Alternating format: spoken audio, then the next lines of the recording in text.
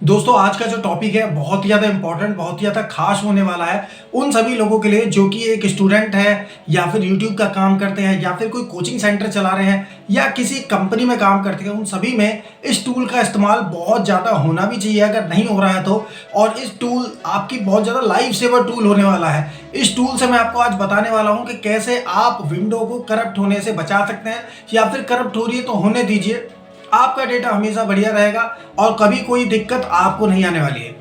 आज जो मैं आपको टिप्स एंड ट्रिक्स बताने वाला हूं, इसको आप जैसे मैं एग्जैक्ट आपको स्टेप बाय स्टेप बताऊंगा वैसा का वैसा आपको करना है और ये टूल से आपको बहुत ज़्यादा बेनिफिट होगा। तो आज के बाद आपकी विंडो करप्ट होती है तो टेंशन के लिए रहिए, होने दीजिए करप्ट। आपके पास इतना बढ़िया ऑप्शन आज होने वाला है कि आप टेंशन फ्री आज के बाद रहने वाले हैं। तो दोस्तों मेरा नाम है नवीन और आप देख रहे हैं टेक एएमसी यूट्यूब चैनल। दोस्तों हम PC build, tips and tricks, स्नैपइंट से रिलेटेड वीडियोस बनाते रहते हैं। तो चलिए वीडियो को शुरू करते हैं और आज इस खास टॉपिक के अंदर मैं आपको बताऊंगा किस तरीके से आपकी विंडो कभी करप्ट होती भी है तो भी आपको टेंशन नहीं लेनी है और आप आराम से इस टूल की हेल्प से लाइफ टाइम के लिए बड़े आसानी से आप सेविंग मोड पर रह सकते हैं।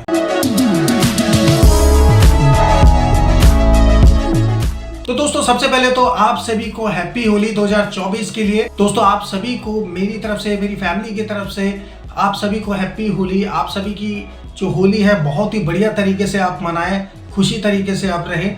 और आज मैं इसी होली के उस पर आपको एक टेक्निक आपको बताने वाला हूं जिससे आप विंडो को करप्ट होने से बचा सकते हैं, या करप्ट हो भी जाती है तो कोई दिक्कत ही नहीं है, आप मजे में आके यूज कर सकते हैं। और खासकर ये उन लोगों के लिए तो बहुत ही ज़्यादा बढ़िया रहने वाला है जो खासकर यूट्यूब या कोई कोचिंग सेंटर चलाते हैं। तो मैं पहले आपको बता दूं कि आज होने क्या वाला है ताकि आपको चीज़ें क्लियर हो जाए। दोस्तों जब भी आप कभी भी विंडो इंस्टॉल करते हैं तो आपने देखा होगा कुछ टाइम बाद कभी ना कभी या तो डायरेक्ट शटडाउन की वजह से या कोई ना कोई ऐसा रीजन आ ही जाता है, करप्ट हो जाती है विंडो। नया पीसी आप बनाते हैं तो नए पीसी में बहुत सारी चीज़ों को इंस्टॉल करना पड़ता है, चाहे तो नए नए फ़ॉन्ट्स इंस्टॉल करना हो गया, थीम्स इंस्टॉल करने हो जाता है। बहुत सारी ऐसी चीज़ें हैं जो जब आप नई विंडो इंस्टॉल करते हैं तो उसमें आपको ये सारी चीज़ें इंस्टॉल करनी पड़ती हैं और ये बहुत ज़्यादा मशक्क़त का काम होता है। कम से कम 1 से 2 दिन इसको पूरे सेटअप को तैयार करने में लगता है।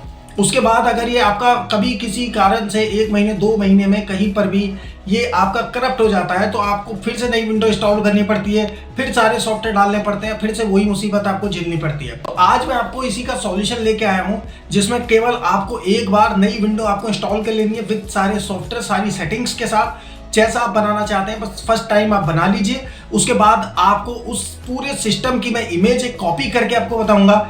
और फिर चाहे तो कभी भी आपकी विंडो आकर करप्ट होती भी है तो होने दीजिए, आपको केवल वो इमेज को चलाना है और उस इमेज से आपकी जैसी विंडो पहले थी जो आपने फर्स्ट टाइम पर सेटअप बनाया था एग्जैक्टली वही बन जाएगा। फिर चाहे आप 10 बार बनाइए, 5 बार, और इस चीज़ को चलाने में केवल 5 से 10 मिनट का समय लगता है केवल, और वो भी आपका बिल्कुल फ्रेश सिस्टम स्टार्ट हो जाएगा। तो चलिए पहले मैं आपको बता देता हूँ ये टूल कौन से होने वाला है। दोस्तों ये टूल होने वाला है घोस्ट इमेज टूल। इसकी हेल्प से हम पूरी विंडो का एक इमेज क्रिएट कर लेंगे और उस इमेज को हम कहीं पर भी सेव कर लेंगे, और सेव करने के बाद कभी भी अगर विंडो कभी डिलीट होती है या कभी करप्ट हो जाती है तो आप उसकी हेल्प से इजीली उसे रिकवर कर सकते हैं। तो कैसे होगा ये पहले मैं आपको चल के लाइव बताता हूँ अपने सिस्टम पर, और देन प्रैक्टिकल के साथ हम ये चीज आज सीखने वाले हैं। तो दोस्तों यहाँ पर हम सबसे पहले आ चुके हैं अपने सिस्टम स्क्रीन के ऊपर जहाँ पर हमें इस सॉफ्टवेयर को रेडी करना होगा। तो पहले मैं आपको दिस पीसी पर जाके चेक करा देता हूँ हमारा जो लैपटॉप है उसकी कॉन्फ़िगरेशन क्या है। तो पुराने से लेके नए तक किसी पे भी आप इसे रन कर सकते हैं, और इस बात का ध्यान रखिएगा आप इसे जो सेव करेंगे ये सेम कॉन्फ़िगरेशन पे ही काम करेगा। ऐसा नहीं है कि आपने इस सिस्टम की इमेज बना दी और चला रहे हैं i5 पर, ऐसा नहीं होगा, वो चलेगा इसी पे। इस बात का जरूर आपको ध्यान रखना है। तो ये कोड-टू-ड्यू सिस्टम होने वाला है। ये लैपटॉप है 4 GB वाला, तो एक बेसिक एक लैपटॉप पे हम बनाने वाले हैं। आप किसी पे भी बना सकते हैं, उसमें कोई प्रॉब्लम नहीं है। अब यहाँ पर हमें क्या क्या चीज़ की रिक्वायरमेंट है। पहले तो पेन ड्राइव मैंने क्यों ली है, इसमें मैं डेटा सेव करना चाह रहा हूँ क्योंकि जो पेन ड्राइव है उसके अंदर ही मेरे पास इतना स्पेस है, बाकी मेरी हार्ड डिस्क वगैरह ज़्यादातर फुल है। और दूसरा हमें एक ऐसा डिवाइस की जरूरत पड़ेगी जो बूटेबल बन सके। तो यहाँ पर मेरे पास एक SD कार्ड पड़ा हुआ था क्योंकि ये जो डेटा होता है बहुत कम का होता है जो बूटेबल बनाएंगे हम, तो हमारे पास इसमें काम चल जाएगा। तो 128 MB का हमारे पास एक SD कार्ड पड़ा हुआ था, उसका यूज़ करेंगे। दूसरा हमारे पास पेन ड्राइव है। इन सभी का नाम चेंज कर लेना है आपको। और यहाँ पर खासकर क्योंकि हमने C का बनाने वाला है और ये ज़्यादातर डॉस में काम होता है, तो इसका पहले मैं नाम चेंज कर लेता हूँ ताकि वहाँ पर हम कंफ्यूज ना हो। तो यहाँ पर हम कोई भी नाम इसका लिख देंगे, C ड्राइव का नाम आप चेंज कर देना। तो यहाँ पर आपने स्टेप बाय स्टेप ये जान लिया कि क्या क्या हमें रिक्वायरमेंट है। तो आप ऐसा नहीं है कि पेन ड्राइव की रिक्वायरमेंट है। तो दोस्तों यहाँ पर हमें सबसे पहले ये घोस्ट वाला सॉफ्टवेयर चाहिए होगा। इसका भी लिंक मैं आपको शेयर शेयर कर दूंगा जहाँ से आप डाउनलोड करेंगे। तो बहुत छोटा सा एक सॉफ्टवेयर होता है, ये कुछ इस टाइप की एक एप्लीकेशन होगी 1.82 MB की, ज़्यादा बड़ी एप्लीकेशन नहीं है। और सेकंड हमारे पास बूटेबल बनाने के लिए ये रूफस सॉफ्टवेयर होना चाहिए। इन दोनों का लिंक मैं आपको शेयर कर दूंगा, तो आप हमारे टेलीग्राम लिंक से जाके वहाँ से जाके आप इसे डाउनलोड कर सकते हैं। अब चलिए यूज़ कैसे करना है वो बताता हूँ। तो यहाँ पर जैसे मैंने आपको बताया था हमारे पास एक पेन ड्राइव है, ये मैंने एक छोटी सी पेन ड्राइव ली हुई है, मेरे पास एक कार्ड रखा हुआ था, तो उसी का हम यूज़ करेंगे। तो ये आप कैसे यूज़ करेंगे, पहले तो रूफस पे आपको राइट क्लिक करके एडमिनिस्ट्रेटर से इसे रन कर लेना है। यस करने के बाद ये बिल्कुल लेटेस्ट मैं आपको तरीका बताऊंगा 2024 का, तो रूफस से बहुत इजीली काम हो जाएगा। तो यहाँ पर फ्री डॉस का ऑप्शन आता है, फ्री डॉस ऑप्शन पे आप FAT32 को सेलेक्ट करके केवल इसे फॉर्मेट कर देंगे और कुछ नहीं करना आपको। जब ये पूरा FAT32 में कन्वर्ट हो जाए तो आप इसके लिए थोड़ा सा वेट कर लेना। कंप्लीट हो जाने के बाद ये डॉस फाइल में कॉपी कर देगा इसे और इस तरीके से इसे क्रिएट कर देगा। अभी हमें ये घोस्ट फाइल हमने इसमें ऐड नहीं की है, तो अभी मैं पहले दिखाता हूँ उसके अंदर हुआ क्या है। देखो यहाँ पर एक तरीके से ऑटो रन बन चुका है। तो अब यहाँ पर हमने ये तो बना लिया है, अब हमें सिंपल सा एक काम करना है, जो घोस्ट फाइल है ये वाली, इसे कॉपी करना है और इसे ओपन करके केवल यहाँ पर इसे पेस्ट कर देना है। बस काम खत्म हो चुका है। अब आपकी जो पेन ड्राइव है वो बूटेबल बन चुकी है। तो ये वाला जो हमारे पास SD कार्ड है ये बूटेबल बन चुका है। तो जब भी हम इसे लगाएंगे सिस्टम पे, अब बूट करेंगे, बूट करने के बाद वहाँ पर ऑप्शन आएगा तो ये रन हो जाएगा। अब आगे का नेक्स्ट स्टेप हम देख लेते हैं। तो दोस्तों यहाँ पर ऐसा नहीं है कि इसके लिए पेन ड्राइव स्पेस की जरूरत है, आप हार्ड डिस्क में कहीं पर भी सेव कर सकते हैं। तो अभी मैंने सिस्टम कर दिया है रीस्टार्ट होने के बाद हम यहाँ पर बूटेबल ऑप्शन को यहाँ पर प्रेस कर देंगे। तो यहाँ पर हमारे पास F12 से मैंने प्रेस करके हमारा जो USB उसे सेलेक्ट कर लिया है। इस तरीके से ऑप्शन आ जाएगा। यहाँ पे हमें घोस्ट टाइप करना है, GHOST घोस्ट, केवल ये घोस्ट टाइप करके आप एंटर कर देना। और क्योंकि ये कमांड बेस्ड है तो कमांड एक ध्यान रखना आप। यहाँ पर ओके का ऑप्शन आ रहा है, ओके पे हम क्लिक नहीं कर सकते, हमें बटन से प्रेस करना पड़ेगा। इसके लिए टैब का हम यूज़ करेंगे। पहले टैब बटन ला के कर्सर को यहाँ पे लेके आना है हमें और वहाँ पे ओके पे एंटर कर देना है। अब लोकल का ऑप्शन आ रहा है, लोकल पे जाके राइट क्लिक के जो एरो आते हैं आपके पास, तो राइट वाला एरो को आपको क्लिक करके वहाँ पे ऑप्शंस को ओपन करना है। यहाँ पे पहला ऑप्शन आएगा पार्टीशन का, तो यहाँ पे 2 इमेज कर दिया। 2 इमेज का मतलब होता है हम इमेज बना रहे हैं। तो यहाँ पर आप देखेंगे सेकंड ऑप्शन हमारा 500 GB का आ चुका है। अब देखो यहाँ पर माई ड्राइव मैंने लिखा हुआ था, जो नाम मैंने पहले चेंज किया था, अब यहाँ पर आपको क्लियर हो गया कौन सी ड्राइव है।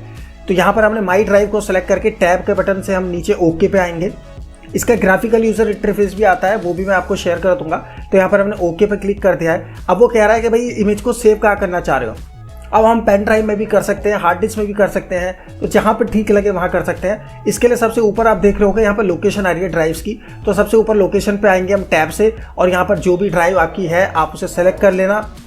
सेलेक्ट करने के बाद जैसे ही आप उसमें एंटर करेंगे तो आगे के ऑप्शन में भी आपको दिखाऊंगा। तो यहाँ पे मल्टीपल जितनी भी ड्राइव्स होंगी सब आएंगी, पेन ड्राइव से लेके आपके हार्ड ड्राइव। तो जहाँ भी आपको ठीक लगे, बस C में मत करना आप, क्योंकि C फॉर्मेट भी हो सकती है इन फ्यूचर, तो उसमें नहीं करनी है। बाकी कहीं भी कर लीजिए, आपका जहाँ मन करे, और उसमें स्पेस होना चाहिए।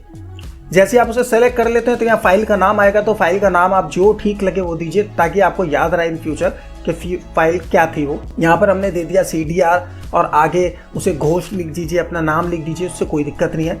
अब यहाँ पर क्योंकि मेरे पास स्पेस नहीं है तो ये कंप्रेस करने के लिए बोल रहा है, तो आप यहाँ पर फास्ट पे क्लिक करेंगे, हमेशा या फास्ट पे कर देना और येस पे क्लिक कर देना है, तो ये करना स्टार्ट कर देगा। तो यहाँ पर इमेज तो बन जाएगी बड़े आराम से, ये मैंने स्किप कर दिया है, इसमें थोड़ा टाइम लगता है। तो यहाँ पर फिर अगर आपको कभी भी वो फिर से चलानी हो तो अब आपको फ्रॉम इमेज पे जाना है। फ्रॉम इमेज पे जाने के बाद जहाँ पे भी आपने वो इमेज सेव की है उसमें से ये ड्राइव्स आ जाएंगी, उसमें से आपको केवल वो इमेज को सेलेक्ट करना है और फिर आप किस ड्राइव के अंदर इंस्टॉल करना चाहते हैं वो C के अंदर ऑटोमेटिकली फिर आप ओके करके स्टार्ट कर देंगे। थोड़ा सा टाइम लेगा और ये प्रोसेस आपका स्टार्ट हो जाएगा। तो दोस्तों आई होप कि आपको आज इस टूल से कुछ नया सीखने के लिए मिला होगा। ये बहुत ज़्यादा जो टूल है ये यूज़ किया जाता है, IT हार्डवेयर वाले या नेटवर्किंग वाले ज़्यादातर इसे यूज़ करते हैं। EMC वगैरह जिनके पास होती है वो ज़्यादातर इस टूल का यूज़ करते हैं, ताकि कम टाइम के अंदर जल्दी से जल्दी विंडोज़ को लोड किया जा सके विद पूरे कंप्लीट सॉफ्टवेयर के साथ। तो उम्मीद करता हूँ आज आपको कुछ नया सीखने के लिए मिला होगा, नया जानने के लिए मिला होगा। वीडियो पसंद आए तो लाइक शेयर जरूर करना, अगर चैनल पर नए आए हैं तो सब्सक्राइब जरूर करना। ऐसे ही नए टॉपिक्स हम लाते रहेंगे दोस्तों। तो चलिए आप कुछ नया सीखते रहेंगे, हम आपको कुछ नया सिखाते रहेंगे। तब तक के लिए टेक केयर एंड बाय।